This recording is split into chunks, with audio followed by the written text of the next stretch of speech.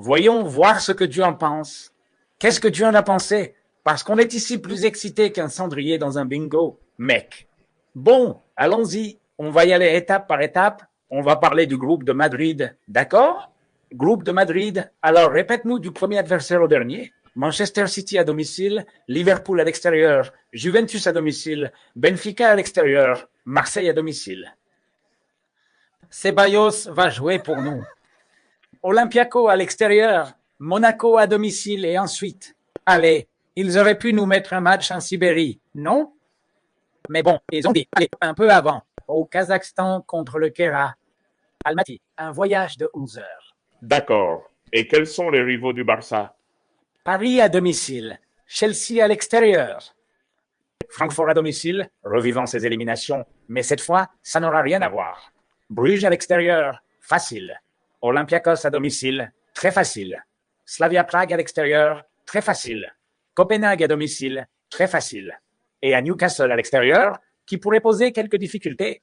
Voilà, ce sont ceux qui se plaignent chaque année des boules chaudes, disant que les tirages sont truqués. Si on fait le bilan des groupes de la Ligue des Champions des 15 dernières années, on verra que, sauf quelques exceptions, des groupes de la Ligue des Champions des 15 dernières années, etc. On verra que, sauf quelques années, presque toujours les adversaires les plus coriaces, surtout quand ils arrivaient huitième, quart de finale, demi-finale et tout, c'était pour Madrid, qui finissait par éliminer des équipes en morceaux, et Barcelone s'est plaint pendant 2 ans.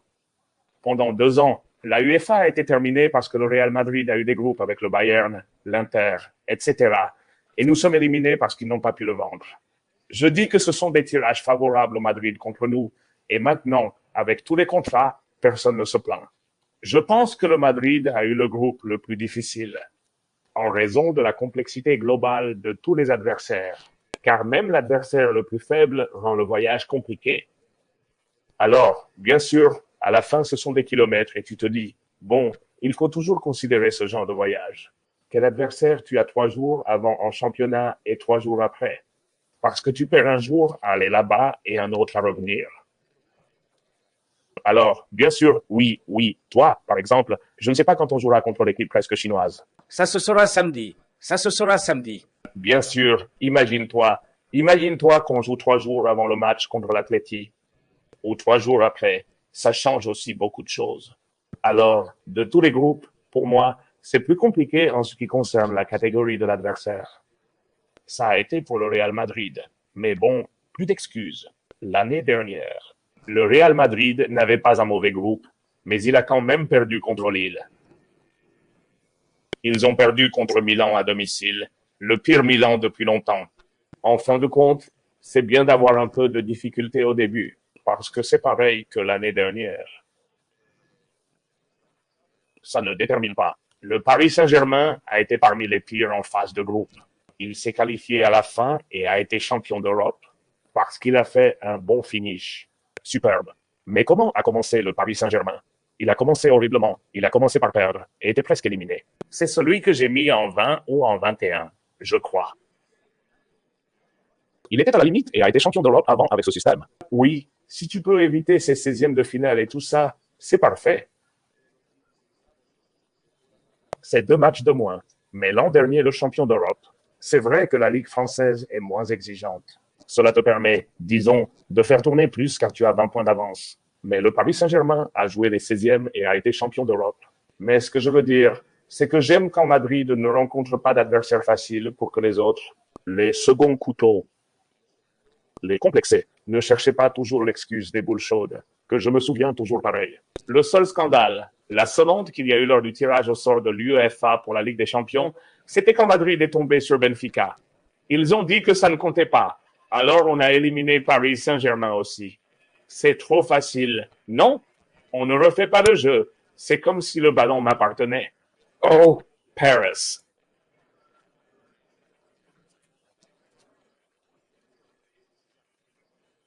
On ne l'élimine pas non plus. Même en trichant, ça ne marche pas. Je le répète, je pense que la clé sera là. Ce ne sont pas des voyages, sauf celui en Asie. Très fatigant, très long. Je pense qu'en termes d'adversaires forts, évidemment, le PSG et ce Chelsea.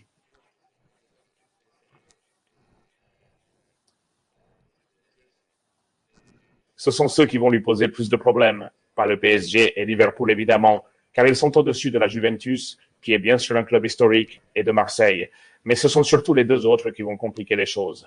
Quoi qu'il en soit, à Madrid, s'ils font un peu mieux que l'année dernière, je crois qu'ils ont terminé avec 15 points.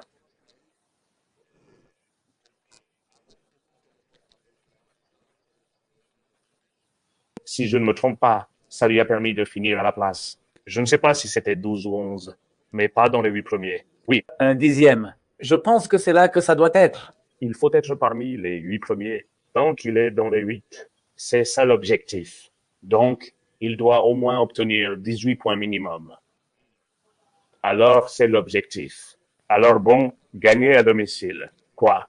L'année dernière, ils ont perdu contre Milan. Donc, gagner à domicile. Ce sont 12 points et 2 victoires à l'extérieur. Donc, c'est l'inspiration. Si on regarde ici, voyons Manchester City à domicile. Le fait est que Manchester City a perdu l'autre jour comme il a perdu. Mais normalement, ça va bien. Ce n'est pas le Manchester City que nous avons vu dominer ces dernières années.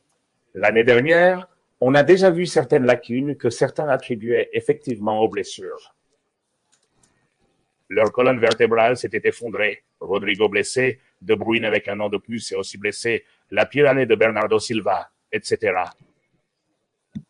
Mais cette année, jusqu'à ce que les nouveaux joueurs s'intègrent, je vois un City semblable à l'an dernier. Surtout dans les matchs que j'ai vus, les 2 ou 3 que j'ai vus, je vois un City qui, par exemple, il ne presse pas comme il mordait il y a 2 ans. C'était un autre City. Plus contemplatif comme l'année dernière, c'est bien. Mais sinon, il crée beaucoup d'occasions et de dangers. Et il est très vulnérable, surtout derrière. Non, c'est l'aspect qui a été relativement renforcé. Alors, bon, c'est un match que tu peux perdre. Oui, car le City est talentueux. Parce qu'ils ont des joueurs au milieu qui peuvent faire la différence. Parce que si Jalon reçoit de bons ballons, il a des joueurs qui débordent. Parce qu'on ne sait pas comment atteindre Rodri, car Raider est exceptionnel. Oui, il peut avoir son jour, mais logiquement, Madrid à domicile. Logiquement, s'il est en forme, il doit gagner ce match. Il faut gagner ce match, car la clé est à domicile. Mais à partir d'ici, chez toi, tu peux finir 8e. Et finir dehors, ou comme le PSG terminer la saison 22 à 23. Et être champion d'Europe, ce système de coupe ne me plaît pas. Je l'ai dit l'année dernière. Ça ne m'enthousiasme pas non plus, mais ça ne me déplaît pas non plus dans le groupe. Mais j'ai aussi une chose, le fait d'avoir une Ligue des Champions en automne et en janvier, en affrontant City, Liverpool, la Juve, Marseille, Benfica, etc. Mince, c'est pas mal. Je veux dire, on voulait une Super League. On ne l'a pas, mais on l'aura bientôt, j'espère.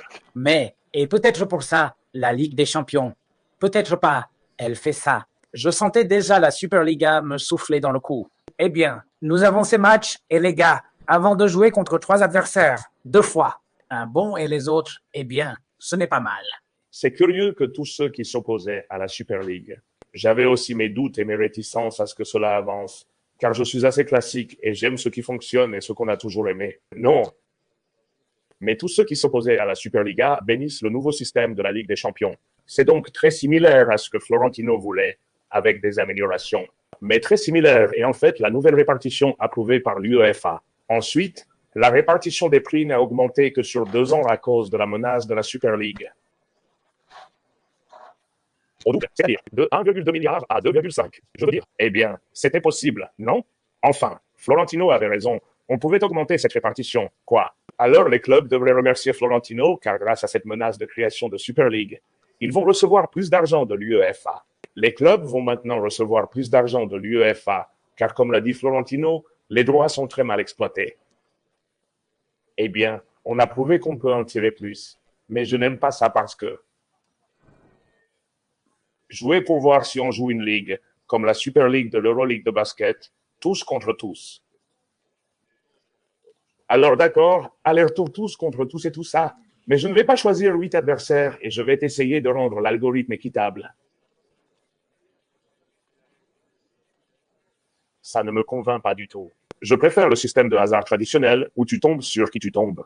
Certains auront plus de chance certaines années. Encore une année avec moins de chances dès les huitièmes. C'est difficile de ne pas tomber sur un gros poisson, donc il faut battre les meilleurs. Mais ce système n'est pas un tous contre tous, c'est voir qui tu affrontes. Soit une ligue tous contre tous, soit l'ancien système. Ce système mixte ne me convainc pas encore. Je pense qu'il faut l'améliorer. Bon, si on gagne à domicile, même dans le pire des cas.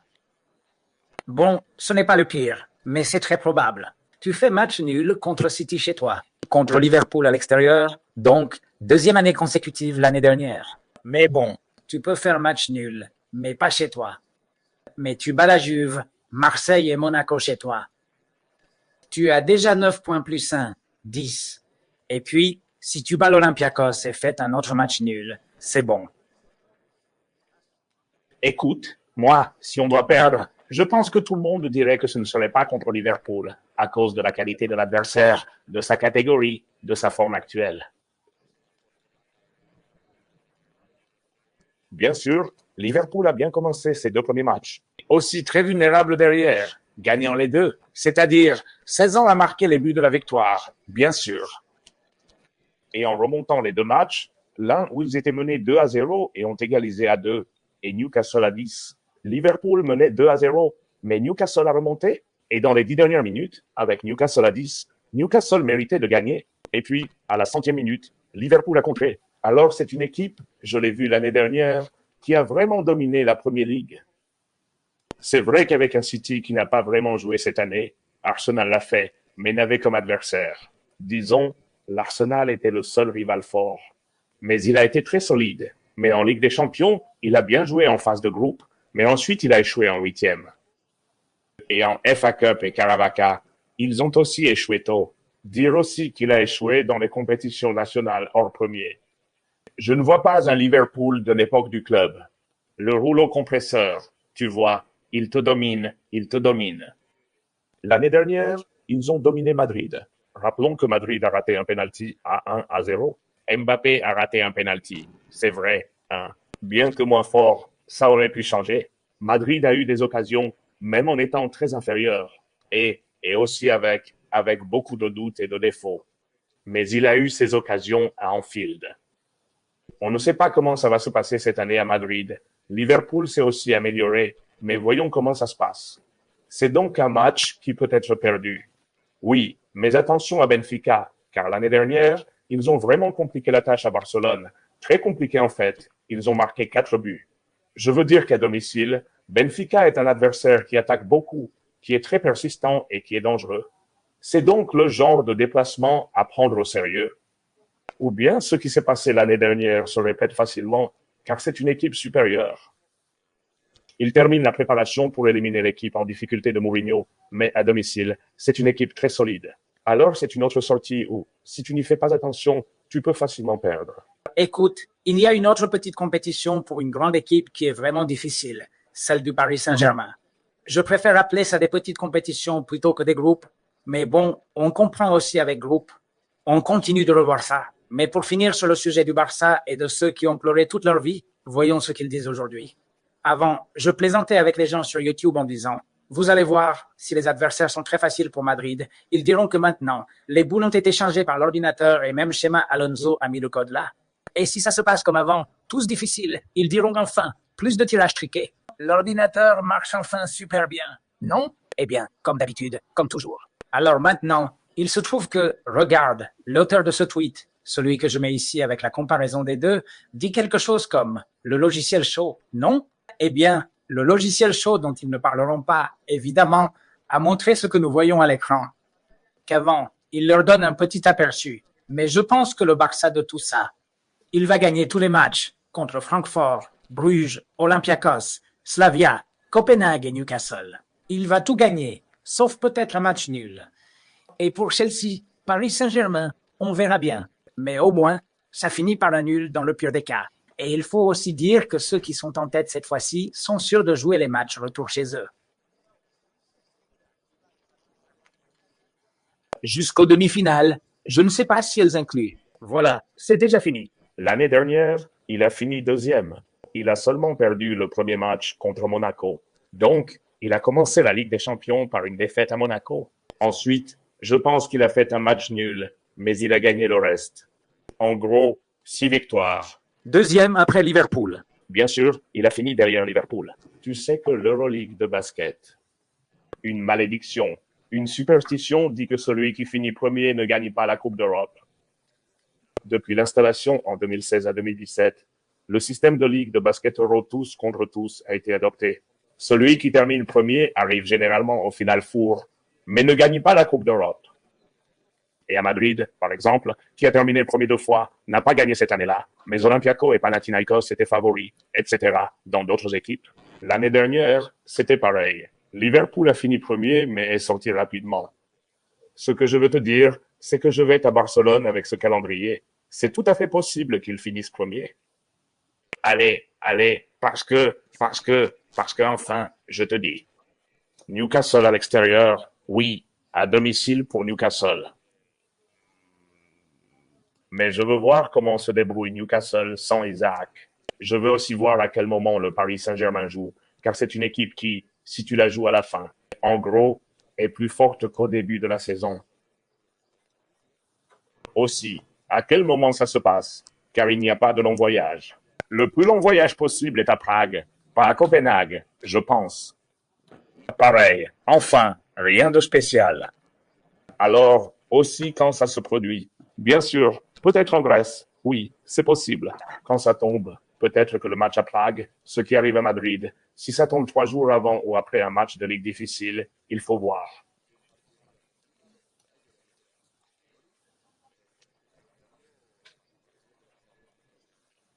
Oui. Attends un instant. Je vais te montrer le cas du Paris Saint-Germain. Bien sûr, tu dis que parmi ceux dans le chapeau 1, le seul qui doit voyager au Kazakhstan. Je crois que quelqu'un, peut-être Victor, disait que le match contre Kera, on ne sait pas si ça se joue à domicile ou au Kazakhstan.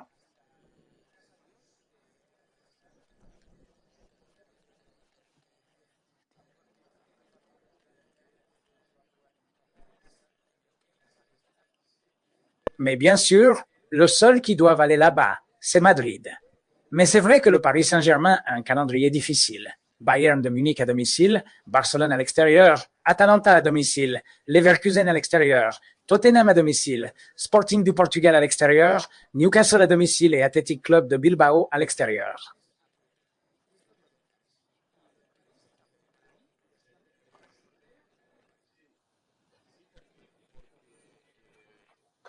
Le Paris Saint-Germain a 2 gros morceaux, puis une classe moyenne d'équipe qui pourrait bien lui causer les mêmes soucis que l'année dernière. En gros, s'ils ont un mauvais jour contre le Bayern à domicile, ils peuvent très bien perdre. Et Barcelone à l'extérieur, s'ils ont aussi une mauvaise journée contre Newcastle, ils peuvent également être gênés. Attention, il faut vraiment faire attention. S'ils ne font pas attention, ils pourraient devoir jouer les 3 derniers matchs. Peut-être que le pardon passera.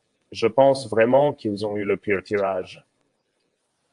De loin, c'est le champion d'Europe.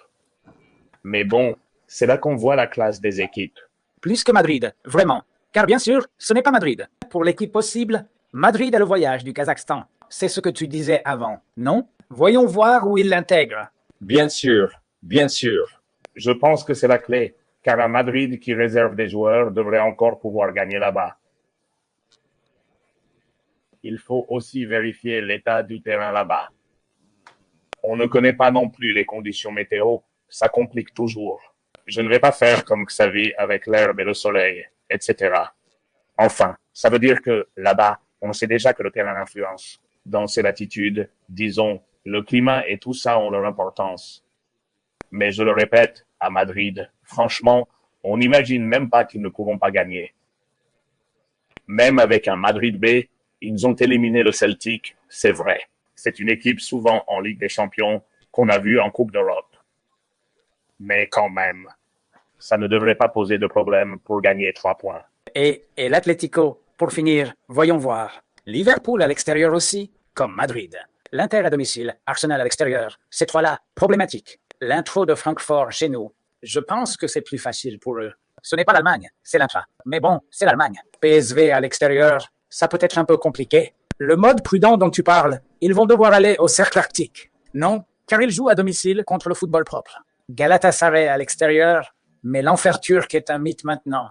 Et l'Union à domicile contre l'Atleti, sauf pour 3 petits matchs, ça reste facile, non? Oui, je pense que c'est beaucoup plus facile pour eux. Parce qu'on sait où commence l'Athletic. Ce n'est pas qu'on saura tout samedi, bien sûr. Je pense qu'au niveau du calendrier, ils l'ont. Être meilleur que le Barça sera impossible. Mais bon, il y a une double visite en Premier League. Je pense que ce sont deux équipes qui peuvent très bien les battre. Je ne sais pas s'ils auront ces 6 points ou quoi. Eh bien, l'Inter pourrait rencontrer des difficultés. Je pense que les deux clubs anglais gagnent. L'Atleti gagne, surtout là-bas.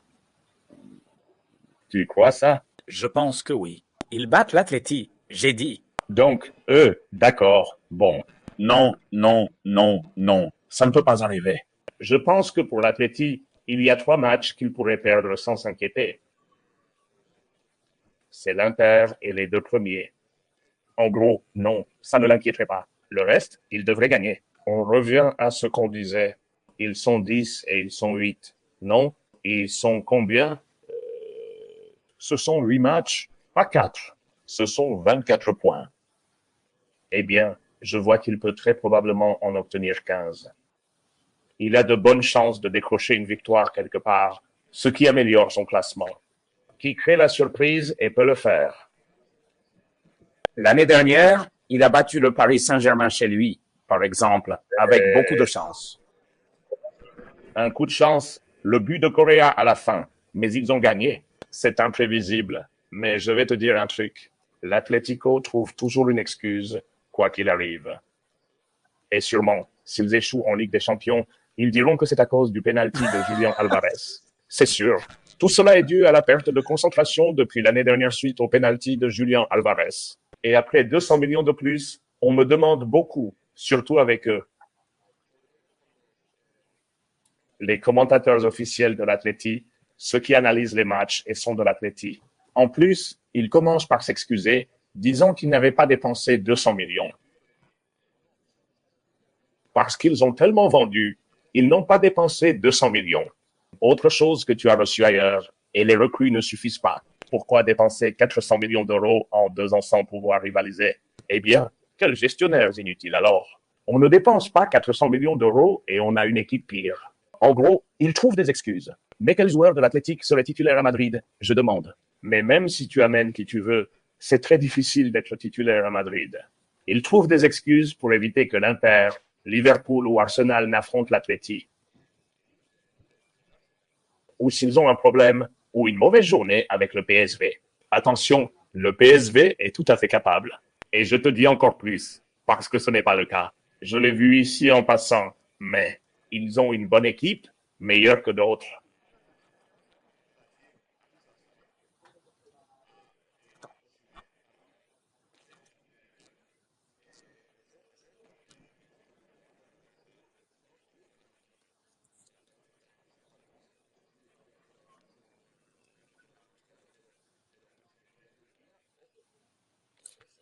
Alors, bon, je pense qu'en résumé, le pire tirage a été pour le Paris Saint-Germain. Très proche, Madrid en termes de difficulté des adversaires. Et le plus chanceux, c'est Barcelone. Encore une fois, vraiment. Allez, Fran, merci, mec. Désolé, je ne savais pas. Non, non, merci à toi, vraiment, parce que la technologie évolue.